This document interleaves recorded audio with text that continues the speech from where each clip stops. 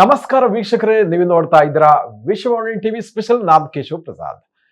ವೀಕ್ಷಕರೇ, ಇತ್ತೀಚಿನ ದಿನಗಳಲ್ಲಿ ಬುದ್ಧಿಮಾಂದ್ಯ ಮಕ್ಕಳ ಬಗ್ಗೆ ಸಾಕಷ್ಟು ಒಂದು ಚರ್ಚೆ ನಡೀತಾ ಇದೆ. ಇದು ನಿಜವಾಗಿ ಹೇಳ್ಬೇಕಂದ್ರೆ ಬಹಳ ಒಂದು ಗಂಭೀರವಾದ ಸಮಸ್ಯೆ ಕೂಡ. ಪ್ರತಿಯೊಂದು ಯಾವುದೇ ಒಂದು ಫ್ಯಾಮಿಲಿಯಲ್ಲಿ ಅದು ಹೇಳಕ್ ಬರಲ್ಲ. ಅನ್ಫಾರ್ಚುನೇಟ್ಲಿ ಈ ತರ ಒಂದು ಬುದ್ಧಿಮಾಂದ್ಯ ಮಗುವಿನ ಜನನ ಆದ ಸಂದರ್ಭದಲ್ಲಿ ಆ ಕುಟುಂಬ ಎದುರಿಸುವಂತಹ ಒಂದು ಸಮಸ್ಯೆಗಳು ಅದು ಬಹಳ ದೊಡ್ಡ ಮಟ್ಟದಲ್ಲಿರುತ್ತೆ. ಒಂದು ಮಗುವಿನ ಲಾಲನೆ ಪಾಲನೆ ವಿಚಾರ ಇರ್ಬೋದು, ಅದು ಎದುರಿಸ್ತಕ್ಕಂಥ ಅನೇಕ ಸಾಮಾಜಿಕ ಸಮಸ್ಯೆಗಳು, ಆರೋಗ್ಯ ಸಮಸ್ಯೆಗಳಿರ್ಬೋದು. ಹೀಗೆ ಅದಕ್ಕೆ ಒಂದು ಮಲ್ಟಿ ಆಂಗಲ್ನ ಒಂದು ಆಯಾಮ ಇದೆ ಆ ಸಮಸ್ಯೆ. ಸೊ ಹಾಗಾಗಿ ಈ ಬುದ್ಧಿಮಾಂದ್ಯ ಮಕ್ಕಳ ಒಂದು ಪೋಷಣೆ ಇರ್ಬೋದು, ಬುದ್ಧಿಮಾಂದ್ಯ ಮಕ್ಕಳು ಯಾಕೆ ಆಗ್ತಾರೆ ಅನ್ನುವಂತಹ ಒಂದು ಪ್ರಶ್ನೆ ಇರ್ಬೋದು, ಮತ್ತೆ ಆ ಮಕ್ಕಳು ಉಂಟಾದಂತಹ ಸಂದರ್ಭದಲ್ಲಿ ಕುಟುಂಬ ಮತ್ತು ಪೋಷಕರು ಯಾವೆಲ್ಲ ರೀತಿಯ ಒಂದು ಏನು ಪೋಷಣೆಯನ್ನ ಮಾಡಬೇಕಾಗತ್ತೆ, ಆ ಮಗುವಿನ ಹೇಗೆ ನೋಡ್ಬೇಕಾಗತ್ತೆ, ಈ ಎಲ್ಲ ಪ್ರಶ್ನೆಗಳ ಬಗ್ಗೆ ಇವತ್ತಿನ ಈ ವಿಶೇಷ ಎಪಿಸೋಡ್ ಅನ್ನು ನಾವು ತಿಳಿದುಕೊಳ್ಳೋಣ. ಇದಕ್ಕಾಗಿ ನಮ್ಮ ಜೊತೆ ಇವತ್ತು ಡಾಕ್ಟರ್ ಸುತ್ತೂರು ಮಾಲಿನಿ ಎಸ್ ಅವರು ನಮ್ಮ ಜೊತೆ ಇದ್ದಾರೆ. ಡಾಕ್ಟರ್ ಮಾಲಿನಿ ಅವರು ಮೈಸೂರು ವಿಶ್ವವಿದ್ಯಾನಿಲಯದ ಜೆನೆಟಿಕ್ ಮತ್ತು ಜೆನಮಿಕ್ಸ್ ಅಧ್ಯಯನ ವಿಭಾಗದ ಮುಖ್ಯಸ್ಥರಾಗಿ ಕಳೆದ ಹಲವು ದಶಕಗಳಿಂದ ಕಾರ್ಯನಿರ್ವಹಿಸ್ತಾ ಇದ್ದಾರೆ. ಬನ್ನಿ ಕಾರ್ಯಕ್ರಮಕ್ಕೆ ಅವ್ರನ್ನ ಬರಮಾಡ್ಕೊಳ್ಳೋಣ. ನಮಸ್ಕಾರ ಡಾಕ್ಟರ್ ಮಾಲಿನಿ. ಅಂದ ಹಾಗೆ ಈ ಬುದ್ಧಿಮಾಂದ್ಯ ಮಕ್ಕಳ ಯಾಕೆ ಆಗ್ತಾರೆ ಅನ್ನುವಂತಹ ಪ್ರಶ್ನೆ ಬಹಳ ಮಂದಿಯಲ್ಲಿದೆ. ಇದಕ್ಕೆ ತಜ್ಞರಾಗಿ ತಾವು ಏನ್ ಹೇಳ್ತೀರಿ ಅಂತ? ಸರ್, ಪ್ರತಿಯೊಬ್ಬ ತಂದೆ ತಾಯಿಗಳಿಗೂ ಒಂದು ಕನಸಿರುತ್ತೆ, ತಮ್ಮ ಮಗು ಜೀನಿಯಸ್ ಆಗಿರ್ಬೇಕು.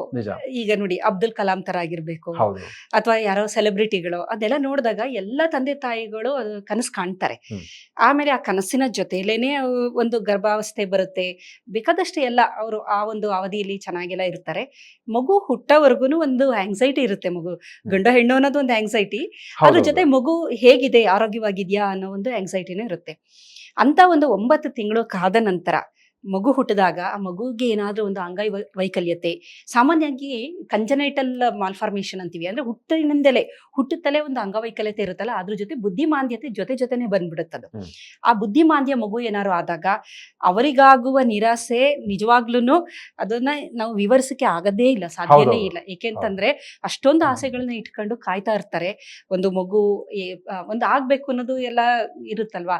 ಅಂತ ಸಂದರ್ಭದಲ್ಲಿ ಬುದ್ಧಿಮಾಂದ್ಯ ಮಕ್ಕಳು ಹುಟ್ಟಿದಾಗ ಅದನ್ನ ಡೈಜೆಸ್ಟ್ ಮಾಡ್ಕೊಳ್ಳೋದಿದೆಯಲ್ಲ, ಅದು ಅವ್ರಗಳಿಗೆ ಗೊತ್ತಿರುತ್ತೆ. ತುಂಬಾ ಕಷ್ಟ. ಅದು ಬೇರೆಯವರು ಸಮಾಧಾನ ಮಾಡ್ಬೋದು, ಆದ್ರೆ ಆ ತಂದೆ ತಾಯಿಗಳಿಗೆ ಈ ಒಂದು ಕೊರಗು ನಿರಂತರ. ಇದು ಕಾರಣ ಏನಂದ್ರೆ, ಇಂಥ ಮಕ್ಕಳು ಮೊದಲು ಅವ್ರನ್ನ ಬುದ್ಧಿಮಾಂದ್ಯ ಮಕ್ಕಳು ಅಂತಿದ್ರು, ಮೆಂಟಲಿ ರಿಟಾರ್ಡೆಡ್ ಅಂತ, ಈಗ ಮೆಂಟಲಿ ಚಾಲೆಂಜ್ಡ್ ಅಂತ ಅದನ್ನ ನಾವು ಚೇಂಜ್ ಮಾಡಿದೀವಿ. ಮೆಂಟಲಿ ಚಾಲೆಂಜ್ಡ್ ಅಂತ ಮಕ್ಕಳನ್ನ ಕರಿತೀವಿ.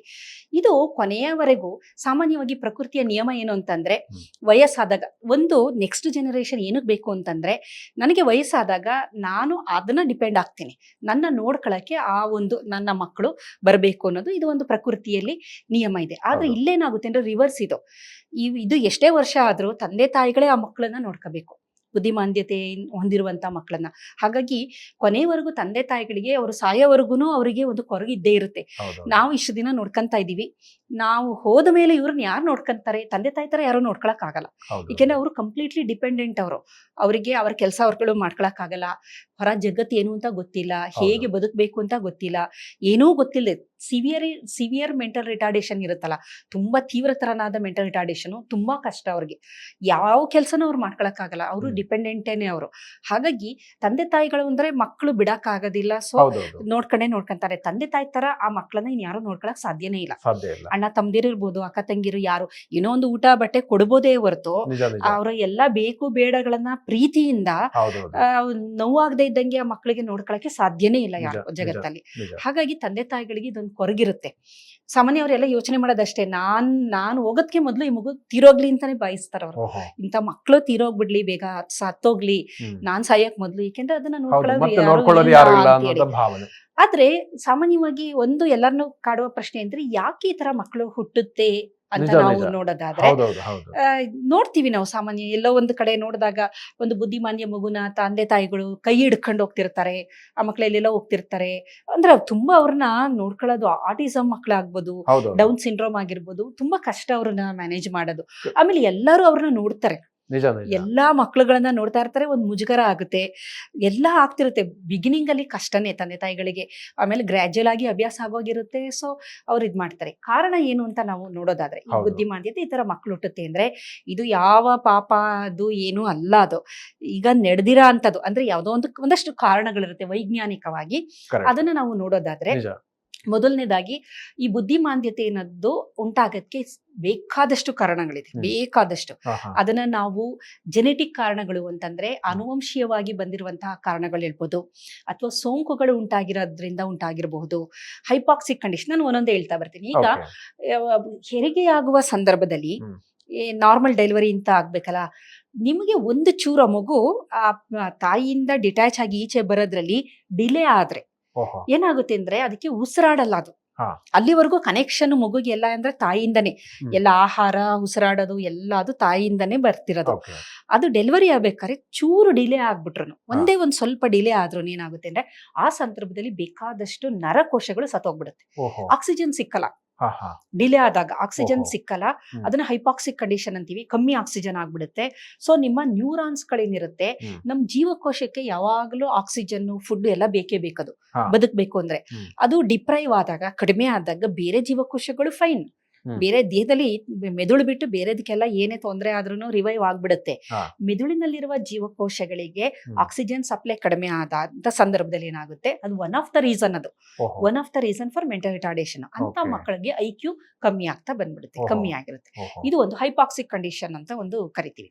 ನಂತರ ಸೋಂಕುಗಳು. ಅದಕ್ಕೆ ಗರ್ಭಿಣಿ ಯಾವಾಗ್ಲೂ ಬಹಳ ಕೇರ್ಫುಲ್. ಮೋಸ್ಟ್ ಕ್ರೂಷಿಯಲ್ ಟೈಮ್ ಅಂತ ನಾವೇನಂತ ಅಂದ್ರೆ ಅದು ಗರ್ಭಾವಸ್ಥೆ ಅಂತ ಅನ್ಬೋದು. ಕಾರಣ ಏನಂದ್ರೆ ಬೇರೆ ಸಂದರ್ಭದಲ್ಲಿ ಯಾವುದೇ ಸೋಂಕಾದ್ರೂ ತೊಂದರೆ ಇಲ್ಲ, ನೀವು ಅದಕ್ಕೆ ಆಂಟಿಬಯೋಟಿಕ್ಗಳು ಎಲ್ಲ ತಗೋಬಹುದು, ಏನೂ ತೊಂದರೆ ಆಗಲ್ಲ. ಆದ್ರೆ ಗರ್ಭಾವಸ್ಥೆಯಲ್ಲಿ ಇದ್ದಾಗ ಏನಾದ್ರೂ ಗರ್ಭಿಣಿಗೆ ಸೋಂಕಾದ್ರೆ ಮಗುಗೆ ಅದು ಟ್ರಾನ್ಸ್ಫರ್ ಆಗ್ಬಿಡುತ್ತೆ. ರುಬೆಲಾ ಇನ್ಫೆಕ್ಷನ್ ಅಂತ ಅಂತೀವಿ, ಹೆಪಟೈಟಿಸ್ ಆಗಿರ್ಬೋದು, ಹರ್ಪಿಸ್ ಆಗಿರ್ಬೋದು, ಸುಮಾರು ಇನ್ಫೆಕ್ಷನ್ಸ್ಗಳು. ಈಗ ನೋಡಿ, ಕೆಲವೊಂದು ಸೆಕ್ಷುಲಿ ಟ್ರಾನ್ಸ್ಮಿಟೆಡ್ ಡಿಸೀಸ್ ಗಳಂತ ನಾವ್ ಹೇಳ್ತೀವಿ, ಕ್ಲಮೈಡಿಯಾ, ಸಿಫಿಲಿಸ್, ಸುಮಾರು ಎಲ್ಲ ವರ್ಟಿಕಲ್ ಟ್ರಾನ್ಸ್ಮಿಷನ್, HIV ವರ್ಟಿಕಲ್, ಅದು ತಾಯಿಯಿಂದ ಮಗುವಿಗೆ ಹೊರಟೋಗ್ಬಿಡುತ್ತದು. ಕಂಟಿನ್ಯೂಸ್ ಇದ್ರಲ್ಲೇ ಇರ್ತಾರಲ್ವಾ. ಸೊ ಹಾಗಾಗಿ ಸೋಂಕುಗಳು, ರುಬೆಲಾ ಇನ್ಫೆಕ್ಷನ್ ಅನ್ನೋದೆಲ್ಲ ತುಂಬಾ ಡೇಂಜರ್. ಅದು ಆವಾಗ ಮಕ್ಕಳಿಗೆ ಮೆಂಟಲಿ ರಿಟಾರ್ಡೆಡ್ ಮಕ್ಕಳು ಹುಟ್ಟುವಂತ ಸಾಧ್ಯತೆ. ಇನ್ನೊಂದು, ತಾಯಿ ಏನಾದ್ರೂ ಡಯಾಬಿಟಿಕ್, ಸಿವಿಯರ್ ಡಯಾಬಿಟಿಕ್ ಆಗಿ ಕಂಟ್ರೋಲ್ ಮಾಡದೇ ಇದ್ದಂತ ಸಂದರ್ಭದಲ್ಲಿ, ಅಥವಾ ಥೈರಾಯ್ಡ್ದು ಪ್ರಾಬ್ಲಮ್ ಇದ್ದಾಗ್ಲೂ ಸಹ ಮೆಂಟಲಿ ರಿಟಾರ್ಡೆಡ್ ಮಕ್ಕಳುಗಳು ಹುಟ್ಟುತ್ತೆ. ಥೈರಾಯ್ಡ್ ತೊಂದರೆ ಇರುತ್ತೆ, ಟ್ರೀಟ್ಮೆಂಟೇ ತಗೊಂಡಿರಲ್ಲ, ಕಂಟ್ರೋಲ್ ಮಾಡ್ತಿರಲ್ಲ, ಡಯಾಬಿಟಿಕ್, ಸಿವಿಯರ್ ಡಯಾಬಿಟಿಕ್, ಅದನ್ನ ಶುಗರ್ ಲೆವೆಲ್ ಕಂಟ್ರೋಲ್ ಮಾಡ್ತಾ ಇಲ್ಲ, ಅಂತ ಸಂದರ್ಭದಲ್ಲೂ ಮೆಂಟಲಿ ರಿಟಾರ್ಡೆಡ್ ಮಕ್ಕಳು ಹುಟ್ಟುವ ಸಾಧ್ಯತೆ.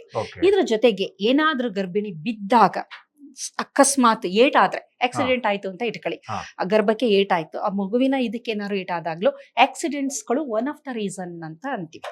ಅದು ಅಂದ್ರೆ ತುಂಬಾ ರೇರ್ ಇವೆಲ್ಲ ನಾನು ಹೇಳ್ತಾ ಇರೋದು. ಆಕ್ಸಿಡೆಂಟ್ ಇವೆಲ್ಲ ಬಹಳ ಸೋಂಕಾಗ್ಬೋದು, ಇವೆಲ್ಲ ಅಪರೂಪ. ಇದರ ಜೊತೆಗೆ ತಾಯಿ ಸೇವಿಸುವ ಆಹಾರ ಬಹಳ ಮುಖ್ಯ. ಅದಕ್ಕೆ ಹೇಳ್ತಾರೆ ನೋಡಿ, ನೀವು ಎಲ್ಲ ನೋಡ್ಬೋದು ಟಿವಿಗಳಲ್ಲಿ, ಈಗ ಈ ಚಂದನ ಅಥವಾ ದೂರದರ್ಶನದಲ್ಲಿ ಪ್ರತಿ ಇದ್ರಲ್ಲೂ ತೋರಿಸ್ತಾರೆ. ಇದು ಆರೋಗ್ಯ ಇಲಾಖೆ, ಕುಟುಂಬ ಕಲ್ಯಾಣ ಮತ್ತೆ ಆರೋಗ್ಯ ಇಲಾಖೆಯಿಂದ ಅಡ್ವರ್ಟೈಸ್ ಮಾಡ್ತಾರಲ್ಲ, ಗರ್ಭಿಣಿ ಸ್ತ್ರೀ ಏನೇನ್ ತಿನ್ಬೇಕು, ಸೊಪ್ಪು, ಹಣ್ಣು, ತರಕಾರಿ, ಬ್ಯಾಲೆನ್ಸ್ಡ್ ಸಮತೋಲನದ ಆಹಾರ ತಿನ್ಬೇಕು ಅಂತ. ಅದು ತಗೊಂಡ್ಲೇಬೇಕು. ಬೇರೆ ಸಂದರ್ಭದಲ್ಲಿ ನೀವೇನಾರು ಮಾಡಿ, ನೀವು ಜಂಕ್ ಆಹಾರನೇ ತಿನ್ನಿ, ನಿಮಗ್ ತೊಂದರೆ ಆಗುತ್ತೆ, ಆದ್ರೆ ಇನ್ನೇನಾಗಲ್ಲ. ಇಲ್ಲಿ ಗರ್ಭಿಣಿ ಏನಾದರೂ ಈ ತರದ್ದು ಸಮತೋಲನದ ಆಹಾರ ಸೇವನೆ ಮಾಡದೇ ಇದ್ದಾಗ ಹುಟ್ಟುವ ಮಕ್ಕಳು ಮೆಂಟಲಿ ರಿಟಾರ್ಡೆಡ್ ಆಗ್ಬೋದು. ಅದ್ರಲ್ಲಿ ಏನಾಗುತ್ತೆ ಅಂದ್ರೆ ಫೋಲೇಟ್ ಡಿಫಿಷಿಯನ್ಸಿ ಅಂತ, ಫೋಲಿಕ್ ಆಸಿಡ್ ಅಂತ ನಮಗೆ ಅತ್ಯಂತ ಪ್ರಮುಖವಾಗಿ ಬೇಕಾಗಿರುವಂತಹ ಒಂದು ವಿಟಮಿನ್. ಅದು ಯಾವ್ದ್ರಲ್ಲಿ ಇರುತ್ತೆ ಅಂದ್ರೆ ಸೊಪ್ಪುಗಳಲ್ಲಿ ಜಾಸ್ತಿ ಇರುತ್ತೆ. ಪಾಲಕ್ ಸೊಪ್ಪು ಇದೆಯಲ್ಲ, ತುಂಬಾ ರಿಚ್ ಇನ್ ಫೋಲಿಕ್ ಆಸಿಡ್. ಅದಕ್ಕೆ ಹೇಳೋದು ಗರ್ಭಿಣಿ ಈ ತರ ಸೊಪ್ಪು, ಹಣ್ಣು ಜಾಸ್ತಿ ಸೊಪ್ಪು ತಿನ್ನಿ. ಅದರಲ್ಲಿ ಮುಖ್ಯವಾಗಿ ಸೊಪ್ಪುಗಳು, ತರಕಾರಿಗಳು, ಹಣ್ಣು, ಆಮೇಲೆ ಪ್ರೋಟೀನ್ ಇರೋಂಥದ್ದು, ವಿಟಮಿನ್ ಇರೋಂಥದ್ದು, ಮಿನರಲ್ಸ್ ಇರೋಂಥದ್ದು, ಬ್ಯಾಲೆನ್ಸ್ಡ್ ಡಯೆಟ್. ನಮ್ಮ ಆಹಾರ ಬ್ಯಾಲೆನ್ಸ್ ಡಯೆಟ್ ಆಗಿರ್ಲೇಬೇಕು. ಅವಾಗ ಏನಾಗುತ್ತೆ ಅಂದ್ರೆ ಬೆಳೆಯುತ್ತಿರುವ ಈ ಗರ್ಭಾವಸ್ಥೆಯಲ್ಲಿರುವ ಮಗುದು ಪ್ರತಿಯೊಂದು ಅಂಗಾಂಗಗಳು ಬೆಳವಣಿಗೆ ಆಗ್ತಾ ಇರುತ್ತೆ. ಅದು ಬ್ರೈನ್ ಆಗ್ಬೋದು, ಹೃದಯ ಆಗ್ಬೋದು, ಕೈಕಾಲುಗಳಾಗ್ಬೋದು, ಇವಕ್ಕೆಲ್ಲ ಬೆಳವಣಿಗೆ ಆಗ್ಬೇಕು ಅಂದ್ರೆ ಇದೆಲ್ಲ ಬೇಕೇ ಬೇಕಿದು. ಈಗ ನೀವು ಇಲ್ಲಿ ಇದನ್ನ ಕಮ್ಮಿ ಮಾಡ್ತಾ ಬರ್ತೀರಾ, ಆ ಬೆಳವಣಿಗೆ ಸರಿಯಾಗಿ ಆಗೋದಿಲ್ಲ. ಸೊ ಇಲ್ಲಿ ಫೋಲಿಕ್ ಆಸಿಡ್ ಇರೋಂಥದ್ದು, ವಿಟಮಿನ್ ಬಿ ಕಾಂಪ್ಲೆಕ್ಸ್ ಅದರಲ್ಲಿ ತುಂಬಾ ಚೆನ್ನಾಗಿ ಜಾಸ್ತಿ ಇರುತ್ತೆ. ಅದರಲ್ಲೂ ಮುಖ್ಯವಾಗಿ ಸೊಪ್ಪಲ್ಲಿ ಪಾಲಕಲ್ಲಿ ತುಂಬಾ ಇರುತ್ತೆ. ಬೇರೆ ಎಲ್ಲಾದ್ರಲ್ಲೂ ಇರುತ್ತೆ ಇಲ್ಲ ಅಂತಲ್ಲ, ಪಾಲಕು ರಿಚ್ ಇನ್ ಇದು. ಕ್ಯಾಲ್ಸಿಯಂ, ನೀವು ಮೆಂತ್ಯ ಸೊಪ್ಪು ತಗೊಂಡ್ರೆ ಕ್ಯಾಲ್ಸಿಯಂ ರಿಚ್ ಇರುತ್ತೆ, ಬಹಳ ಸುಲಭವಾಗಿ ಸಿಗುತ್ತೆ ಕೂಡ, ಸುಲಭವಾಗಿ ಸಿಕ್ಕುತ್ತೆ. ತುಂಬಾ ಚೆನ್ನಾಗಿ ನೀವು ಮಾಡ್ಕೋಬಹುದು. ಅದಕ್ಕೋಸ್ಕರನೇ ವೈದ್ಯರು ಹೇಳೋದು ತಿನ್ನಿ ಅಂತ ಹೇಳ್ತಾರೆ ಅವರು. ಆದ್ರೆ ನೀವು ತಿಂದೆ ಹೋದ್ರೆ ನಿಮ್ಗೆ ಈ ತರ ತೊಂದರೆ ಆಗುತ್ತೆ ಅಂತ ಬಿಡಿಸಿ ಹೇಳೋ ಅಷ್ಟು ಪುರ್ಸೊತ್ತು ಯಾರಿಗೂ ಇರಲ್ಲ. ನೀವು ಇದು ಪಾಲಕ್ ಸೊಪ್ಪು ಇದೆಲ್ಲ ತಿಂದೆ, ನೀವು ಬರೀ ಜಂಕ್ ತಿಂದ್ರೆ ನಾಳೆ ಹುಟ್ಟುವ ಮಗುವಿನಗೆ ಮೆಂಟಲಿ ರಿಟಾರ್ಡೆಡ್ ಆಗುತ್ತೆ, ಅಂದ್ರೆ ತೊಂದರೆಗಳಾಗುತ್ತೆ ಅಂತ ಹೇಳಿ ಇದೆಲ್ಲ ಎಕ್ಸ್ಪ್ಲೇನ್ ಮಾಡಿದ್ರೆ ಭಯದಿಂದ ತಿನ್ಬೋದು. ಬಟ್ ಅಷ್ಟೊಂದು ಯಾರು ಹೇಳ್ತಾರಲ್ವಾ, ನೀವು ಅದು ಹೇಳಕ್ಕೂ ಆಗೋದಿಲ್ಲ. ಸೊ ಹಾಗಾಗಿ ಏನಾಗುತ್ತೆ, ಕಾಂಪ್ರಮೈಸ್ ಆಗಿ ಇಲ್ಲಿ ಫೋಲಿಕ್ ಆಸಿಡ್ ಡಿಫಿಷಿಯನ್ಸಿ ಆದಾಗ ನ್ಯೂರಲ್ ಟ್ಯೂಬ್ ಅಂತ ಇದೆಲ್ಲ ಹೆಂಗೆ ಅಂದ್ರೆ ನಾನು ನೀವಿರೋದೆಲ್ಲ ಒಂದು ಸಿಂಗಲ್ ಸೆಲ್ ಇಂದ ಬಂದಿರೋ ನಾವು. ಸಿಂಗಲ್ ಸೆಲ್ ಮೈಕ್ರೋಸ್ಕೋಪ್ ಅಲ್ಲಿ ಇರೋಂಥ ಸೆಲ್ ಇಂದ ನೀವು ಆಗಿದ್ದೀರಾ, ನಾನಾಗಿದ್ದೀನಿ. ಇಷ್ಟು ಹ್ಯೂಜ್ ಬಾಡಿ, ಈ ತರ ದೇಹ, ಬುದ್ಧಿ, ಮೆದುಳು, ಹಾರ್ಟ್ ಒಂದ್ ಸೆಲ್ ಇಂದ, ಒಂದೇ ಸೆಲ್. ಇಮ್ಯಾಜಿನ್ ಮಾಡಿ ಎಷ್ಟು ಇನ್ಫಾರ್ಮೇಶನ್ ಅದ್ಭುತ. ಅದಕ್ಕೆ ಹೇಳೋದು ನಮ್ಮ ಹುಟ್ಟಿದ್ಯಲ್ಲ ಅದು ಒಂದು ಅದ್ಭುತನೇ ಅದು. ಹಾಗಾಗಿ ಅದು ಫಾರ್ಮ್ ಆಗ್ತಾ ಇರುತ್ತಲ್ಲ, ನ್ಯೂರಲ್ ಟ್ಯೂಬ್ ಅಂತ ಆಗುತ್ತೆ. ನ್ಯೂರಲ್ ಟ್ಯೂಬ್ ಇಂದ ನಮ್ಮ ಬ್ರೈನ್ ಸ್ಪೈನಲ್ ಕಾರ್ಡ್ ಡೆವಲಪ್ ಆಗೋದು. ಒಂದು ನ್ಯೂರಲ್ ಟ್ಯೂಬ್ ಡೆವಲಪ್ ಆಗುತ್ತೆ ಬಿಗಿನಿಂಗ್ ಅಲ್ಲಿ. 1 ಸೆಲ್ 2 ಸೆಲ್ ಆಗುತ್ತೆ, 2 4 ಆಗುತ್ತೆ, 4 8 ಆಗುತ್ತೆ, 8 16 ಆಗುತ್ತೆ, ಡಿವೈಡ್ ಆಗ್ತಾ ಬರುತ್ತೆ. ಆಗಿ ಅದರಲ್ಲಿ ಮಾರುಲಾ, ಗ್ಯಾಸ್ಟ್ರುಲಾ, ಬ್ಲಾಸ್ಟುಲಾ ಈ ತರ ಬೇರೆ ಬೇರೆ ಸ್ಟೇಜ್ಗಳು ಬರುತ್ತೆ. ನಂತರ ನ್ಯೂರಲ್ ಟ್ಯೂಬ್, ಬ್ರೈನ್ ಮತ್ತೆ ಸ್ಪೈನಲ್ ಕಾರ್ಡ್ ಡೆವಲಪ್ ಆಗೋದು. ಇದಾಗಬೇಕು ಅಂದ್ರೆ ಫೋಲಿಕ್ ಆಸಿಡ್ ಬೇಕೇ ಬೇಕು. ಏನಕ್ಕೆ ಅಂತಂದ್ರೆ ಫೋಲಿಕ್ ಆಸಿಡ್ ನಿಮಗೆ DNA ಚೆನ್ನಾಗಿ, DNA ನಮ್ಮ ದೇಹದಲ್ಲಿ DNA ಇದೆ, ಎಲ್ಲಾ ನಡೆಸೋದು DNA. ಅದೊಂಥರ ಮಾಸ್ಟರ್ ಮೈಂಡ್ ಅಂತ ಅನ್ಬೋದು DNA. ಅದು ಚೆನ್ನಾಗಿರ್ಬೇಕು ಅಂದ್ರೆ, ಅದು ಸಿಂಥಸೈಸ್, ಅದು ಪ್ರೊಡ್ಯೂಸ್ ಆಗ್ಬೇಕು ಅಂದ್ರೆ ಪ್ಯೂರಿನ್ ಪಿರಮಿಡಿನ್ ಅಂತ ಅದ್ರೊಳಗಡೆ ಇದೆ. ಅವೆರಡು ಪ್ರೊಡ್ಯೂಸ್ ಆಗಬೇಕು ಅಂದ್ರೆ ನಿಮ್ಗೆ ಫೋಲಿಕ್ ಆಸಿಡ್ ಬೇಕು. ಫೋಲೇಟ್ ಮೆಟಬಾಲಿಸಮ್ ಅಂತ ನಾವು ಕರಿತೀವಿ ಒಂದು. ಅದು ಫೋಲಿಕ್ ಆಸಿಡ್ ಇದ್ದಾಗ ಮಾತ್ರ ಇದೆಲ್ಲ ಚೆನ್ನಾಗಿ ಬಿಡುಗಡೆ ಆಗೋದು. ಇದೇ ಡಿಫಿಷಿಯನ್ಸಿ ಆದ್ರೆ ಅಲ್ಲಿ ನಿಮ್ಗೆ DNA ಸರಿಯಾಗಿ ಪ್ಯೂರಿನ್ ಪಿರಮಿಡಿನ್ ಇರಲ್ಲ. DNA ಅದಕ್ಕೆ ಬೇಕಾದಷ್ಟು ಕೆಲಸ ಇದೆ, ರೆಪ್ಲಿಕೇಶನ್, ಅದೇನು ನಡೆಯೋದಿಲ್ಲ. ಸೊ ಏನಾಗುತ್ತೆ, ಅಂತ ಮಕ್ಕಳು ಬುದ್ಧಿಮಾನ್ಯ ಮಕ್ಕಳು, ಮತ್ತೆ ಹಿಂಗೇನೆ ತಲೆ ಸಂಪೂರ್ಣವಾಗಿ ಮೆದುಳು ಬೆಳವಣಿಗೆ ಆಗಿರಲ್ಲ ಮಕ್ಕಳಿಗೆ, ಅರ್ಧಂಬರ್ಧ ಆಗಿರುತ್ತೆ. ಹಾಗಾಗಿ ಬುದ್ಧಿಮಾಂದ್ಯತೆ ತೀರೋಗ್ಬಿಡುತ್ತೆ, ಅಂತ ಮಕ್ಕಳುಗಳು ಉಳ್ಕೊಳ್ಳಲ್ಲ. ಇದು ಒಂದು ಆಹಾರದ ಬಗ್ಗೆ ನಾನು ಹೇಳಿದೆ. ಆಹಾರದಲ್ಲಿ ನಿಮ್ಮಲ್ಲಿ ವಿಟಮಿನ್ಸ್ಗಳು, ಮಿನಿರಲ್ಸ್ಗಳು, ಟ್ರೇಸ್ ಎಲಿಮೆಂಟ್, ಪ್ರೋಟೀನು, ಕಾರ್ಬೋಹೈಡ್ರೇಟ್ ಮತ್ತೆ ಲಿಪಿಡ್ಸ್ ಅಷ್ಟೇನೆ. ಲಿಪಿಡ್ ಅಂತಂದ್ರೆ ಕೊಬ್ಬುನು ಬೇಕು. ಏನಂದು ಕೊಬ್ಬು ತಿಂದ್ರೆ ದಪ್ಪ ಆಗ್ತೀನಿ ಅಲ್ಲ, ಒಳ್ಳೆ ಕೊಬ್ಬು ಅಂದ್ರೆ ಹಸುವಿನ ಒಂದು ಬೆಣ್ಣೆ ಆಗ್ಬೋದು, ತುಪ್ಪ ಒಳ್ಳೇದೇ ಅದು. ಆಯುರ್ವೇದದಲ್ಲಿ ನೋಡಿ ಅವರು ತಿನ್ನಿ ಅಂತಾನೆ ಹೇಳ್ತಾರೆ. ಆದ್ರೆ ನಾವು ಅದನ್ನ ಬಿಟ್ಬಿಟ್ಟು ಹೋಗಿ ಜಂಕ್ ಆಹಾರನ ಚೆನ್ನಾಗಿ ಸೇವನೆ ಮಾಡ್ತೀವಿ. ಒಳ್ಳೇದು ಬಿಟ್ಬಿಟ್ಟು ನಾವು ಕೆಟ್ಟದು ಅಂದ್ರೆ ನಾಲಿಗೆಗೆ ಯಾವ್ದು ರುಚಿ ಇರುತ್ತೆ ಅದಂಗೆನೆ ನಾಲಿಗೆಗೆ ರುಚಿಯಾಗಿರೋದು ದೇಹಕ್ಕೆ ಕೆಟ್ಟದು, ನಾಲಿಗೆಗೆ ಕಹಿ ಆಗಿರೋದು ದೇಹಕ್ಕೆ ಒಳ್ಳೇದು. ಅದು ನಾಲಿಗೆ ರುಚಿ ನೋಡ್ಕೊಂಡು ನಾವು ಈ ತರ ತೊಂದರೆಗಳು ಮಾಡ್ಕೊಂತೀವಿ. ಇದು ಆಹಾರದ ಬಗ್ಗೆ ಮಾಲ್ ನ್ಯೂಟ್ರಿಷನ್ ಆಗಿ ಆಗಂತದ್ದು. ಇದರ ಜೊತೆಗೆ ಬಹಳ ಪ್ರಮುಖವಾದ ಇನ್ನೊಂದು ಕಾರಣ ಏನಂತಂದ್ರೆ, ವಯಸ್ಸಾದಾಗ ಏನಾದರೂ ಮಗು ಹುಟ್ಟುತ್ತಲ್ಲ, ಅವಾಗ ಮೆಂಟಲಿ ರಿಟಾರ್ಡೆಡ್ ಮಕ್ಕಳು ಹುಟ್ಟುವ ಸಾಧ್ಯತೆಗಳು ತುಂಬಾ ಜಾಸ್ತಿ ಬೇರೆಯವ್ರಿಗೆ ಹೋಲಿಸಿದ್ರೆ. ಅದ್ ಕಾರಣ ನಾನು ನಂತರ ಹೇಳ್ತೀನಿ. ಮೇಡಮ್, ಈಗ ಒಂದು ಪ್ರಶ್ನೆ, ಈಗ ವಯಸ್ಸಾದಾಗ ಅಂತ ಹೇಳಿದ್ರೆ ಅಂದ್ರೆ ಎಷ್ಟು ವಯಸ್ಸು ಅಂತ ಆತರ ಏನಾದ್ರು ಇದೆಯಾ? ಅದು ಸಾಮಾನ್ಯವಾಗಿ ನಾವು ವಿಜ್ಞಾನಿಗಳ ಪ್ರಕಾರ 30 ಒಳಗಡೆ ನಿಮಗೆ ಎಷ್ಟು ಮಕ್ಳು ಬೇಕೋ ಅಷ್ಟು ಮಕ್ಳು ಆಗ್ಬಿಟ್ರೆ ಒಳ್ಳೇದು. 1 2 3 ಡಿಸೈಡ್ ಮಾಡ್ಕೋಬಹುದು. ಅದು 30 ಒಳಗಡೆ ಆದ್ರೆ ಸೇಫರ್ ಝೋನ್ ಅಂತ ನಾವ್ ಹೇಳ್ಬೋದು. ಅಂದ್ರೆ 30 ಮೇಲೆ ಆದವ್ರಿಗೆ ಎಲ್ಲಾರ್ಗು ಮೆಂಟಲಿ ರಿಟಾರ್ಡೆಡ್ ಆಗುತ್ತೆ ಅಂತ ಅಲ್ಲ, ಎಲ್ಲಾರ್ಗೂ ಆಗಲ್ಲ. ರಿಸ್ಕ್ ಜಾಸ್ತಿ. ರಿಸ್ಕ್ ನಾವು ಈ ಡೇಂಜರ್ ಝೋನ್ ಅಲ್ಲಿ ಇರ್ತೀರಾ ನೀವು ಅಂತ ಹೇಳ್ತಾರೆ ನೋಡಿ ಈ ರಿಯಾಲಿಟಿ ಶೋಗಳು ಇದ್ರಲ್ಲಿ. ಅಂದ್ರೆ ನಿಮಗೆ ಆದ್ರೂ ಆಗಬಹುದು, ಆಗದೇನು ಇರಬಹುದು. ಆದ್ರೆ ಸಾಧ್ಯತೆ ಸೇಫ್ ಝೋನ್ ಅಲ್ಲಿ ಇದ್ದಷ್ಟು ಇರಲ್ಲ ನಿಮ್ಗೆ. ಈಗ ನೋಡಿ, ಈಗ ವಾರ್ ನಡೀಬೇಕಾರೆ ಕರ್ನಾಟಕದಲ್ಲಿ ಇರೋರು ಸೇಫ್ ಝೋನ್ ಅಲ್ಲಿ ಇದೀವಿ ನಾವು. ಈಗ ನಾವೇನಾದ್ರೂ ರಾಜಸ್ಥಾನ ಅಲ್ಲಿ ಇಲ್ಲಿ ಇತ್ತು ಅಂದ್ರೆ ಡೇಂಜರ್ ಝೋನ್ ಅಲ್ವಾ. ಈಗ ಆತರ ಅದು ಅವ್ರಿಗೆ ವಯಸ್ಸಾದಾಗ ಅವರು ಡೇಂಜರ್ ಝೋನ್ ಅಲ್ಲಿ ಇರ್ತಾರೆ, ಆದ್ರೂ ಆಗಬಹುದು, ಆಗದೇನು ಇರೋ ಸಾಧ್ಯತೆನೂ ಇದೆ. ಸೊ ವಯಸ್ಸಾದಾಗ ಇದರ ಜೊತೆಯಲ್ಲಿ ಫ್ಯಾಮಿಲಿ ಹಿಸ್ಟ್ರಿ ಇರುತ್ತೆ. ಕೆಲವು ಸಲ ಫ್ಯಾಮಿಲಿ ಹಿಸ್ಟ್ರಿ ಅಂತಂದ್ರೆ ಆಲ್ರೆಡಿ ಆ ಫ್ಯಾಮಿಲಿಗಳಲ್ಲಿ ಕೆಲವೊಂದು ಆನುವಂಶಿಕ ಕಾಯಿಲೆಗಳು ಇರುತ್ತೆ, ಇದೆ ಆಲ್ರೆಡಿ ಇದೆ, ಕೆಲವರು ಸಫರ್ ಮಾಡ್ತಾ ಇದ್ದಾರೆ. ಅಂತ ಫ್ಯಾಮಿಲಿಲಿ ಏನಾದ್ರು ಆ ಮದುವೆ ಆದಾಗ ಮಕ್ಕಳಾಗ್ತಾರಲ್ಲ, ಅಂದ್ರೆ ಆ ರಿಸ್ಕ್ ಫ್ಯಾಮಿಲಿ ಅದು, ಅಲ್ಲಿ ಮಗುವಾದಾಗ್ಲೂ ಹುಟ್ಟುವ ಸಾಧ್ಯತೆ ಜಾಸ್ತಿ. ಈ ತರ ಬುದ್ಧಿಮಾಂದ್ಯತೆ ಅನ್ನೋದು ಒಂದು ಕಾರಣ ಅಲ್ಲ. ನಾನು ಹೇಳಿದೆ, ಆಹಾರ ಮತ್ತೆ ಸೋಂಕಾಗ್ಬೋದು, ಮತ್ತೆ ಡೆಲಿವರಿ ಸಂದರ್ಭದಲ್ಲಿ ಉಂಟಾಗುವ ತೊಂದರೆ, ಅದರ ಜೊತೆಯಲ್ಲಿ ಗರ್ಭಿಣಿ ಏನು ಮೆಡಿಸನ್ ಏನಾದ್ರೂ ಸೇವನೆ ಮಾಡ್ಬಿಟ್ರೆ, ಮೆಡಿಸನ್ ಇನ್ ದ ಸೆನ್ಸ್ ಈಗ ಡಯಾಬಿಟಿಕ್ ಇದು ಅಂತ ನಾನು ಹೇಳಿದೆ, ಕಂಟ್ರೋಲ್ ಮಾಡಬೇಕು ಅಂತೇಳಿ, ಅಲ್ಲೂ ತೊಂದರೆ ಆಗುತ್ತೆ. ಮತ್ತೆ ನಮಗ್ ಗೊತ್ತಿಲ್ಲದಾಗಿ ಹಾಗಾಗಿ ಈ ಗರ್ಭಾವಸ್ಥೆಯಲ್ಲಿ ಈವನ್ ನೀವು ಪ್ಯಾರಾಸಿಟಮಾಲ್ ಸೇವನೆ ಮಾಡಬಾರ್ದು. ಪ್ಯಾರಾಸಿಟಮಾಲ್ ಈಗ ಡೋಲೋ 650 ಅಂದ್ರೆ ನಾವು ಅದನ್ನ ಎಲ್ಲ ಹೇಳ್ತಾರೆ, ಅದು ಭಾರತೀಯರ ಪೆಪ್ಪರ್ಮೆಂಟ್ ಅಂತೆ ಅದು ಡೋಲೋ 650. ಏನು ಅಂದ್ರೆ ಏನಾರು ಆಯ್ತಾ ಡೋಲೋ 650 ತಲೆನೋವಂತೂ ತಗೋ, ಒಂಚೂರು ಮೈ ಬೆಚ್ಚಗಾಯ್ತು ತಗೋ. ನಾವೊಂಥರ ಎಲ್ಲ ಸೆಲ್ಫ್ ಮೆಡಿಕೇಶನ್ ಜಾಸ್ತಿ ಅಲ್ಲ ನಮ್ದು, ಆ ತರ. ಆದ್ರೆ ಬೇರೆ ಸಂದರ್ಭದಲ್ಲಿ ತಗೊಳ್ಳಿ. ಗರ್ಭಿಣಿ ಆಗಿದ್ದಾಗ ವೈದ್ಯರ ಅನುಮತಿ ಇಲ್ಲದೆ ನೀವು ಏನು ತಗೋಬಾರ್ದು. ಏನು ಒಂದು ಮೈಕೈ ನೋವು, ಅನಾಸಿನ್ ಅಥವಾ ಬ್ರೂಫಿನ್, ಡೋಲೋ 650 ಅದನ್ನು ಸಹ ತಗೋಬಾರ್ದು ಅಂತ ಹೇಳ್ತಾರೆ. ಏನಕ್ಕೆ ಅಂದ್ರೆ ಹೊರಗಡೆಯಿಂದ ದೇಹಕ್ಕೆ ಹೋಗುವ ಯಾವುದೇ ರಾಸಾಯನಿಕ ಆಗ್ಬೋದು, ಯಾವುದೇ ಕೆಮಿಕಲ್ ಆಗ್ಬೋದು, ಅದು ನಮ್ಮ ದೇಹದ ಮೇಲೆ ಒಂದು ಪರಿಣಾಮ ಬೀರುತ್ತೆ. ಚೆನ್ನಾಗಿದ್ದಾಗ ಫೈನ್, ಗರ್ಭಿಣಿ ಅಲ್ಲದೆ ಇದ್ದಾಗ ಪರಿಣಾಮ ಬೀರುತ್ತೆ, ಡ್ಯಾಮೇಜ್ ಆಗುತ್ತೆ. ದೇಹ ಅದನ್ನ ರಿಪೇರ್ ಮಾಡುತ್ತೆ, ಅದು ಕೆಪಾಸಿಟಿ ಇದೆ ದೇಹಕ್ಕೆ ಹೀಲ್ ಮಾಡೋದು. ಅದನ್ನ ಹೀಲಿಂಗ್ ಅಂತ ನಾವು ಕರಿತೀವಿ. ಡ್ರಗ್ಲೆಸ್ ಥೆರಪಿ ನೀವು ಕೇಳಿರ್ಬೋದು. ಡ್ರಗ್ಸೇ ತಗೊಳ್ಳದೆ ಕಾಯಿಲೆಗಳನ್ನ ವಾಸಿ ಮಾಡೋ ಅಂತ ಇನ್ನೊಂದು ಸೈನ್ಸ್ ಇದೆ. ಇಟ್ ವರ್ಕ್ಸ್, ಅದು ಆಗುತ್ತದೆ, ನಡೆಯುತ್ತೆ. ನ್ಯಾಚುರೋಪತಿ ಆಗ್ಬೋದು. ಕೆಲವೊಂದು ಇದರಲ್ಲಿ ನೀವು ಏನು ಬೇಡ, ಹಾಗೆ ಪ್ಲಾಸಿಬೋ ಎಫೆಕ್ಟ್ ಅಂತಾನು ಕರಿತೀವಿ ಅದನ್ನ. ಪ್ಲಾಸಿಬೋ ಬರೀ ನಂಬಿಕೆನೆ ನಿಮಗೆ ಕಾಯಿಲೆ ವಾಸಿ ಮಾಡ್ಬಿಡುತ್ತೆ, ಅದನ್ನ ಪ್ಲಾಸಿಬೋ ಅಂತ ಅಂತೀವಿ.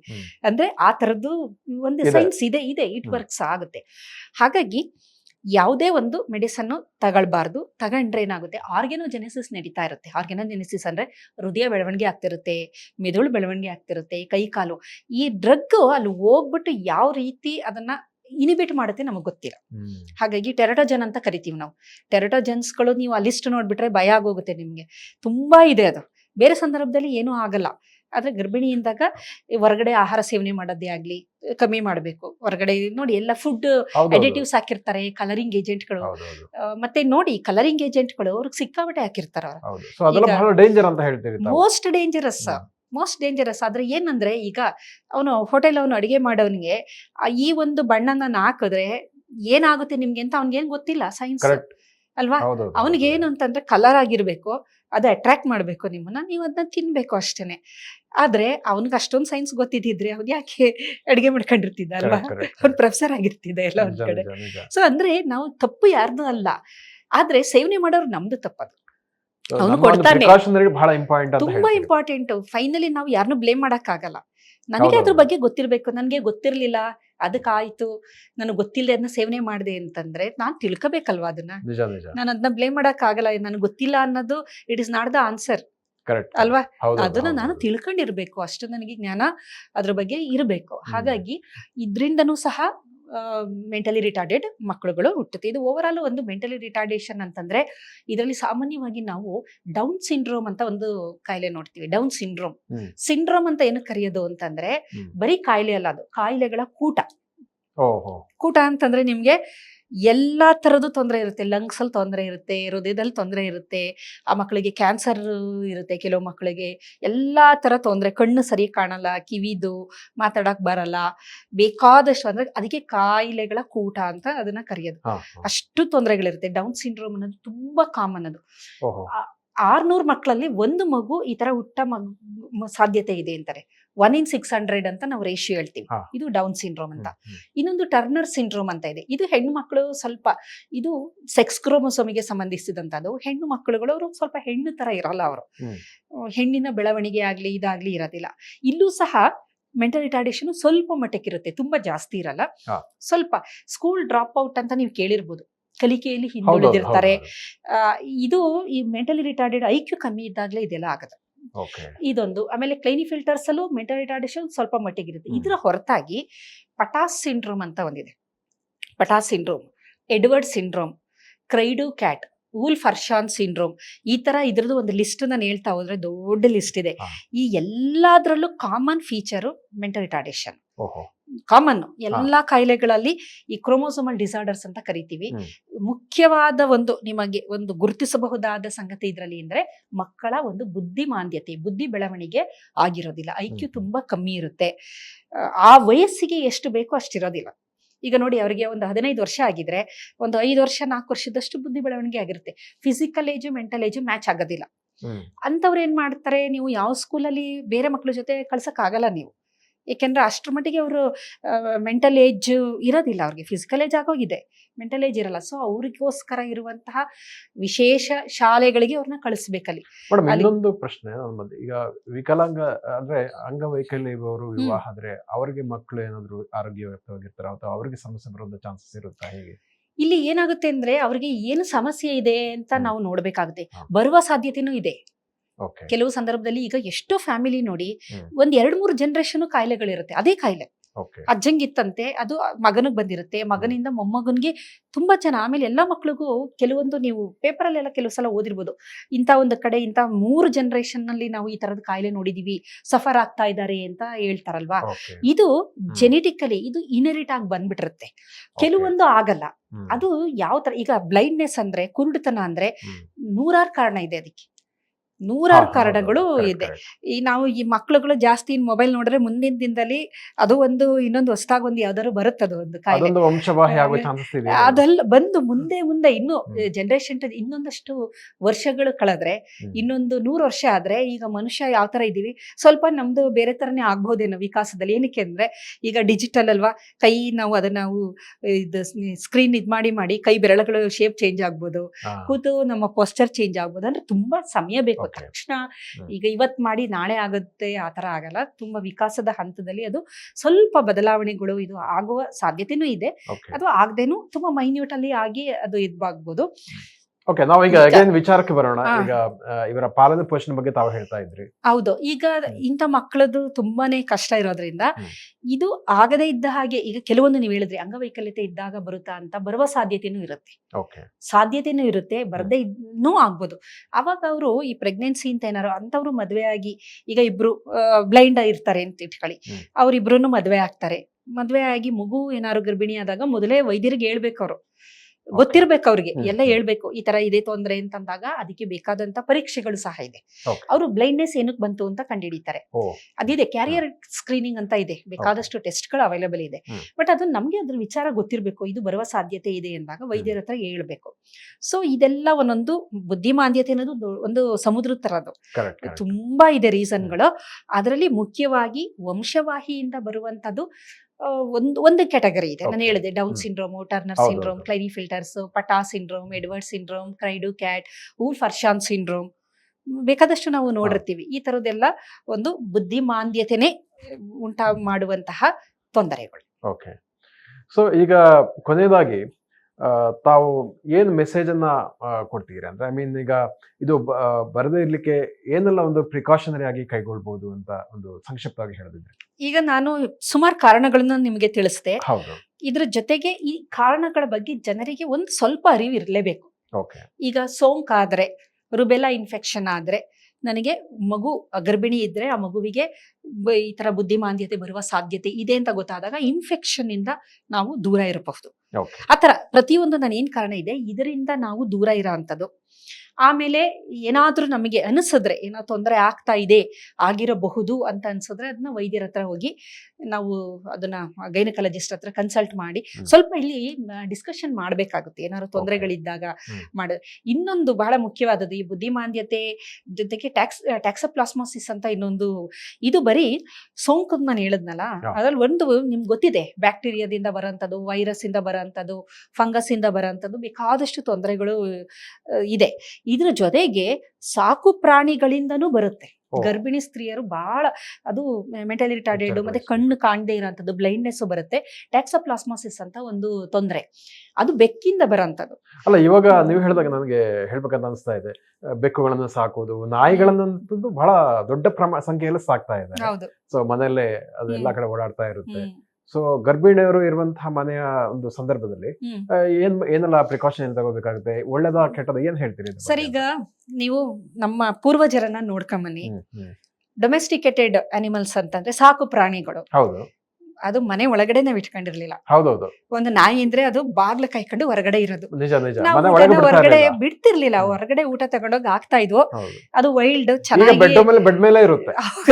ಅದೇ ಬಂದಿರೋದು ತೊಂದ್ರೆ. ಅದು ಹೊರಗಡೆ ಕಾಯ್ಕೊಂಡಿರೋದು, ಮತ್ತೆ ಕಳ್ಳರು ಬರ್ದೇ ಇದ್ದಂಗೆ ಕಾಯೋದದು, ಅದ್ರ ನೇಚರೇ ಅದು. ವೈಲ್ಡ್ ಅಲ್ಲಿ ಇದ್ದಾಗ ನೀವು ಅನಿಮಲ್ಸ್ ಹೆಂಗಿರುತ್ತೆ ಅಂದ್ರೆ ತುಂಬಾ ಚೆನ್ನಾಗಿರುತ್ತೆ. ನಾವ್ ಅದೇನ್ ಮಾಡ್ತೀವಿ, ಅದನ್ನ ಸಾಕೊಂಡು ಅದನ್ನ ಹ್ಯಾಂಡಿಕ್ಯಾಪ್ ಮಾಡ್ಬಿಡ್ತೀವಿ. ಈಗ ನಾಯಿ ಏನಾರು ಬಂದು ಕಳ ಬಂದ್ರೆ ಅದು ಓಡೋಗಿ ನಿಮ್ ಹಿಂದೆ ಹೊತ್ಕೊಳ್ಳುತ್ತೆ, ಅದು ಬೊಗಳಲ್ಲ, ಅದು ನಿಜ ನಿಜ. ನಾಯಿ ಬೊಗಳಲ್ಲ. ಓಡಾಗಿ ಹಾ. ಯಾವ್ದೋ ಒಂದ್ ಸಂಧಿ ಶಬ್ದ ಆಯ್ತು ಅಂದ್ರೆ ಎದ್ರಕೊಂಡು ಸಂಧಿಗೊಂದಿ ಕಳುತ್ತೆ. ಮೊದಲು ನಾಯಿಗಳು ಹೆಂಗಿರ್ತಿದ್ರು ಅಂದ್ರೆ ಅದೊಂದು ಹುಲಿ ಒಂದ್ ಏನೇ ಬಂದ್ರು, ಒಂದ್ ಚಿರತೆ ಬಂದ್ರು ಅದನ್ನ ಓಡ್ಸಷ್ಟು ಅವು ಹೌದು ಶಕ್ತಿ ಇರ್ತಿತ್ತು. ಕರೆಕ್ಟ್. ಸೊ ಅದನ್ನ ಎಲ್ಲಿ ಇಡ್ತಿದ್ರು ಅಂದ್ರೆ ಹೊರಗಡೆ ಇಡ್ತಿದ್ರು. ಹಾ. ಬೆಕ್ಕುಗಳನ್ನ ನಾನು ಸೊ ನೋಡಿದೀನಿ, ಇದೇ ಆರೋಗ್ಯ ಕಾರಣಕ್ಕೆ ನೈರ್ಮಲ್ಯಕ್ಕಾಗಿನೇ ಹಾಗೆ ಇಟ್ಟಿದ್ದಾರಾ? ಮಾಡಿನೇ ಮಾಡ್ತಾ ಇದ್ದಿದ್ದು. ಆದ್ರೆ ನಾವ್ ಏನಂದ್ರೆ ಈಗ ನಮ್ದೆಲ್ಲ ತುಂಬಾ ಚೇಂಜ್ ಆಗ್ಬಿಟ್ಟಿದೆ. ನಾವು ತುಂಬಾ ಸೊಫೆಸ್ಟಿಕೇಶನ್, ಹೌದು. ಮನುಷ್ಯರನ್ನ ಮಕ್ಳನ್ನ ಸಾಕದ್ ಬಿಟ್ರೆ ನಾಯಿ ಸಾಕ್ತಾರೆ. ಮಕ್ಕಳಿಂದ ಜಾಸ್ತಿ. ಅದೇ ಮಕ್ಳು ಬೇಡ ನಾಯಿ ಬೇಕು ಅಂತಾರೆ. ಹೌದು, ಹೌದು. ಯಾರೋ ಒಬ್ರು ಮಾಡಿದ್ರು ಅಂತೇಳಿ, ಯಾರೋ ಸೆಲೆಬ್ರಿಟಿ ಒಂದು ಕಂಕ್ಳಲ್ಲಿ ಒಂದು ನಾಯಿ ಮರಿ ಇಟ್ಕೊಂಡು ಓಡಾಡೋದ್ ನೋಡ್ಬಿಟ್ಟು ನಾವೆಲ್ಲ ಅದೇ ಒಂದು ಆ ತರ ಇದ್ರೆ ನಮ್ಗೆ ಒಂದು ಸಮಾಜದಲ್ಲಿ ಒಂದು ನಮ್ದು ಸ್ಟೇಟಸ್ ಮೇಂಟೈನ್ ಮಾಡ್ಬೋದು ಅಂತ ನಾವು ಒಂದು ಕಂಕ್ಳಲ್ಲಿ ಒಂದು ನಾಯಿ ಮರಿ ಇಟ್ಕೊಂತೀವಿ. ಸೊ ಇದೆಲ್ಲ ಏನಂದ್ರೆ ನಮ್ ಹಿರಿಯರು ಅದನ್ನ ಯಾವ ಪ್ರಾಣಿನ ಎಲ್ಲೆಲ್ಲಿ ಇಡ್ಬೇಕು ಅಲ್ಲಿ ಇಡ್ತಿದ್ರು. Correct. ಬೆಕ್ಕುಗಳನ್ನ ಹಾಲಾಕ್ದಾಗ ಅದು ಬೆಕ್ಕು ಅದು ಕೂಕಂಡ್ ಬರೋದು, ಅವಾಗ ಅದಕ್ಕೆ ಹಾಲಾಕ್ತಿದ್ವು, ಆಮೇಲೆ ಕುಡಿದು ಎಲ್ಲ ಓಡಾಡ್ಕೊಂಡು ಇರೋದದು. ಹೌದು ಆದ್ರೆ ಇವಾಗ ಏನಾಗ್ತಾ ಇದೆ ಅಂದ್ರೆ ಬೆಕ್ಕು ನಾಯಿ ಬೆಡ್ ಮೇಲೆ ಇರುತ್ತೆ. ಕರೆಕ್ಟ್. ಅದನ್ನ ಮಕ್ಳಿಗಿನ ಚೆನ್ನಾಗಿ ಅದನ್ನ ನೀವು ಸಾಕ್ತೀರಾ. ಮಕ್ಳನ್ನ ನೆಗ್ಲೆಕ್ಟ್ ಮಾಡಿದ್ರು ಬೆಕ್ಕು ನಾಯಿಗೆ ಮಾಡಿ ಅದನ್ನ ವಿ ಮೇಡ್ ಹ್ಯಾಂಡಿಕ್ಯಾಪ್. ಅದಕ್ಕೆ ನಾವು ವೈದ್ಯರ ಹತ್ರ ತೋರಿಸಿ ಅದು ವ್ಯಾಕ್ಸಿನ್ಸ್ ಅದು ರೇಬಿಸ್ ಎಲ್ಲದು ಮಾಡಿದ್ರು ಅವು ಪ್ರಾಣಿಗಳಲ್ಲೇನೆ ಕೆಲವೊಂದು ರಿಸರ್ವಾಯರ್ಗಳಿರುತ್ತೆ ಕರೆಕ್ಟ್. ಪ್ರಾಣಿಗಳಲ್ಲಿ. ಈಗ ನಮ್ಗೆ ಕೋವಿಡ್ ವೈರಸ್ ಯಾವ ರೀತಿ ಬಂತು ಅಂತಾರೆ, ಲ್ಯಾಬ್ ಇಂದ ಬಂತು ಅಂತಾನು ಒಂದಂತಾರೆ, ಇನ್ನೊಂದು ಯಾವ್ದ್ರಿಂದ ಬಂತು ಅಂತಾರೆ ನೋಡಿ, ಬ್ಯಾಟ್ಸ್ ಇಂದ ಬಂತು ಅಂತಾನೆ ಹೇಳೋದು ಹೌದೌದು ಅಲ್ವಾ. ಹೌದು. ಈ ಚೈನಾದವ್ರು ಏನ್ ಮಾಡೋದು, ಎಲ್ಲದನ್ನು ತಿಂತಾರ ಅವರು. ಯಾವ್ದೋ ಒಂದನ್ನ ಸರಿಯಾಗಿ ಬೇಯಿಸದೆ ತಿಂದಾಗ ಹಿಂಗಾಗಿದೆ ಅಂದ್ರೆ ದೀಸ್ ಆರ್ ಆಲ್ ದ ಒಂದು ಬೇರೆ ತರ ಅಸಂಪ್ಷನ್. ಹಂಗಾಗಿರ್ಬೋದು, ಈಗಾಗಿರ್ಬೋದು, ಲ್ಯಾಬ್ ಇಂದ ಬಂದಿರ್ಬೋದು ಆತರ. ಆಮೇಲೆ HIV ಬಂದಿರೋದು ಅದು ಮನುಷ್ಯನಿಂದಲ್ಲ, ಅದು ಮಂಗಗಳಿಂದ ಬಂದಿರೋದು. ಮಂಗಕ್ಕೆ ಬರಲ್ಲ ಅದು, ಪ್ರಾಣಿಗಳಲ್ಲಿ ರಿಸರ್ವಾಯರ್ಸ್ ಅವು. ಪ್ರಾಣಿಗಳಲ್ಲಿ ಆ ಪ್ಯಾಥೋಜನ್ ಇರುತ್ತದು, ಆದ್ರೆ ಏನು ತೊಂದರೆ ಮಾಡಲ್ಲ ಅದಕ್ಕೆ, ಅದು ಚೆನ್ನಾಗ್ ಆರಾಮಾಗಿರುತ್ತೆ. ಅದು ಕೆಲವೊಂದು ಬೇರೆ ಇನ್ನೊಂದು ಜೀವಿಗೆ ಹೋದಾಗ ಆ ಜೀವಿಗೆ ಅದು ತೊಂದರೆ ಮಾಡುತ್ತೆ. ಈಗ ನಮ್ಮಲ್ಲಿ ಎಷ್ಟೊಂದು ಇರ್ಬೋದು, ನಮ್ಗೇನು ತೊಂದರೆ ಇಲ್ಲ, ಆದ್ರೆ ನಮ್ಮಿಂದ ಇನ್ನೊಂದು ಜೀವಿಗೆ ಹೋದಾಗ ನಾವು ರಿಸರ್ವಾಯರ್ ಅಂದ್ರೆ ನಮ್ಮಲ್ಲಿ ಅದು ಇದೆ, ಹಂಗೆ ಶೇಖರಣೆ ಆಗಿದೆ. ಅದು ಆಹಾರದಿಂದನೋ ಅದ್ರ ಮಲದಿಂದನೋ ಅದು ಇದಾದಾಗ್ಲೋ, ಅದು ಸ್ನೀಸ್ ಮಾಡಿದಾಗ್ಲೋ, ಅಥವಾ most of the time urine ಮಲ ಇದನ್ನೆಲ್ಲದನ್ನು ನಾವು ಟಚ್ ಮಾಡಿದಾಗ ಸರಿಯಾಗಿ. ಆಮೇಲೆ ನೋಡಿ ಹೊರಗಡೆ ಎಲ್ಲೋ ಗಾರ್ಡನ್ ಅಲ್ಲಿ ಏನೋ ಮಾಡಿರ್ತದ್ದು, ಮಕ್ಳುಗಳು ಆಟ ಆಡ್ತಾರೆ, ಸರಿಯಾಗಿ ಹ್ಯಾಂಡ್ ವಾಶ್ ಮಾಡಲ್ಲ, ಬಂದಂಗೆ ತಿಂತಾರೆ, ಅಥವಾ ನಾವೇ ಏನಾದ್ರು. ಅದಕ್ಕೆ ಅದು ಸ್ವಲ್ಪ ಹೈಜೀನ್ ಮುಖ್ಯ ಅಂತ. ಸಾಕು ಪ್ರಾಣಿಗಳ ಮೇಲೆ ದಯೆ ಇರ್ಲಿ, ಆದ್ರೆ ಅದು ಎಲ್ಲಿಡಬೇಕು ಅತಿಯಾಗಿ ಬೇಡ ಅಲ್ಲ. ಪ್ರಾಣಿ ಸಾಕೋದು ಒಳ್ಳೇದೇ, ಅದನ್ನ ನಮ್ಗೆ ಅದು ತುಂಬಾ ಒಂದು ಸ್ಟ್ರೆಸ್ ಬಸ್ಟರ್ಸ್ ಅವು. ನಮ್ಗೆ ತುಂಬಾ ಚೆನ್ನಾಗಿ ಅದು ಒಂದು ಸಂತೋಷ ಕೊಡುತ್ತೆ. ಮತ್ತೆ you can trust animals more than human, ಅದು ಒಂದಿರುತ್ತೆ. ಅಷ್ಟೊಂದು ನಮ್ ಜೊತೆ ಒಡನಾಟ ಎಲ್ಲ ಇರುತ್ತೆ. ಫೈನ್, ಬೇಕು, ನಾನೇನ್ ಬೇಡ ಅಂತ ಅಂತಿಲ್ಲ. ಅದ್ರ ಒಂದು ಬಾರ್ಡರ್ ಇಟ್ಕೋಬೇಕು. ಪ್ರೆಗ್ನೆನ್ಸಿ ಅಂತಂದಾಗ ಏನಾದ್ರೂ ಅದರಿಂದ ಅದ್ರ ಮಲದಿಂದ ಬರೋ ಅಂಥದ್ದು, ಟ್ಯಾಕ್ಸೋಪ್ಲಾಸ್ಮಾಸಿಸ್ ಅನ್ನೋದು ಈ ಬೆಕ್ಕುಗಳ ಮಲದಿಂದ ಬರೋ ಅಂಥದ್ದು. ಅಲ್ಲಿಂದ ಅದ್ರಲ್ಲಿ ಇರುತ್ತೆ, ಅದಕ್ಕೆ ಏನಾಗಲ್ಲ. ಅದು ನಮಗೇನಾದ್ರು ಟ್ರಾನ್ಸ್ಫರ್ ಆದ್ರೆ ಎಲ್ಲೋ ಒಂದು ಏನೋ ಹಾಕಿತ್ತು, ನಾವು ವಿತೌಟ್ ಅವರ್ ನಾಲೆಡ್ಜ್ ನಾವು ಅದನ್ನ ಸೇವನೆ ಮಾಡಿದ್ವು, ಏನೋ ಇನ್ಫೆಕ್ಟ್ ಆಯ್ತು, ಅದು ನೀರಿಂದ ಆಗ್ಬೋದು, ಆಹಾರದಿಂದ ಆಗ್ಬೋದು, ಅಥವಾ ಸ್ನೀಸ್ ಆಗ್ಬೋದು, ಇನ್ನೇನೋ ದೇರ್ ಆರ್ ಮೆನಿ ಮೋಡ್ಸ್ ಅಲ್ವಾ. ಗಾಳಿಯಿಂದ ಆಗ್ಬೋದು, ಬೇರೆ ವಿಧಾನಗಳಿದೆ. ಒಂದೊಂದು ಸೂಕ್ಷ್ಮಾಣುಗೂ ಒಂದೊಂದ್ ತರ ಅದು ಇರುತ್ತೆ, ಟ್ರಾನ್ಸ್ಮಿಷನ್ ಮೋಡ್ ಇರುತ್ತೆ. ಸೊ ಅದೇನಾರು ಆದಾಗ ಅದರಿಂದನೂ ಅಂತ ಮಕ್ಕಳು, ಹುಟ್ಟೋ ಮಕ್ಕಳಿಗೆ ಪಾರಿವಾಳದ ಹಿಕ್ಕೆಯಿಂದ ಬರುತ್ತೆ. ಪಾರಿವಾಳದ ಅದಕ್ಕೇನೆ ಏನೇ ಸಾಕಿ ಏನೇ ಮಾಡಿ ಅದನ್ನ ಮೊದಲು ಅದರಿಂದ ಏನೇನ್ ಆಗುತ್ತೆ ಅನ್ನೋದನ್ನ ಫಸ್ಟ್ ನಾವು ತಿಳ್ಕೋಬೇಕು, ಪರಿಣಾಮಗಳನ್ನ ತಿಳ್ಕೊಂಡು ನಂತರ ಪ್ರಾಣಿಗಳನ್ನ ನಾವು ಎಷ್ಟು ಹತ್ರ ಇಟ್ಕೋಬೇಕು ಅಥವಾ ಎಷ್ಟು ಡಿಸ್ಟೆನ್ಸ್ ಮೇಂಟೈನ್ ಮಾಡಬೇಕು, ಯಾವ ಸಂದರ್ಭದಲ್ಲಿ ಮಾಡಬೇಕು, ಬಹಳ ಮುಖ್ಯ ಅದು. ಹಾಗಾಗಿ ಬುದ್ಧಿಮಾಂದ್ಯತೆ ಅನ್ನೋದು ತುಂಬಾ ಕಾಂಪ್ಲೆಕ್ಸ್. ಇದೆಲ್ಲ ಒಂದೊಂದು ಕಾರಣ ಯಾವ್ದ್ರಿಂದ ಬಂದಿದೆ ಅನ್ನೋದು ಒಬ್ಬೊಬ್ರಿಗೆ ಒಂದೊಂದ್ ತರ ಇರುತ್ತೆ, ಜನರಲೈಸ್ ಮಾಡಕ್ ಆಗಲ್ಲ. ನಾವೊಂದು 100 ಜನ ಬುದ್ಧಿಮಾಂದ್ಯ ಮಕ್ಕಳನ್ನ ನಾವು ನೋಡಿದ್ರೆ 100 ಕಾರಣ ಇರುತ್ತೆ ನಿಮ್ಗೆ, ಒಂದೊಂದು ಕಾರಣನೂ ಒಂದೊಂದು.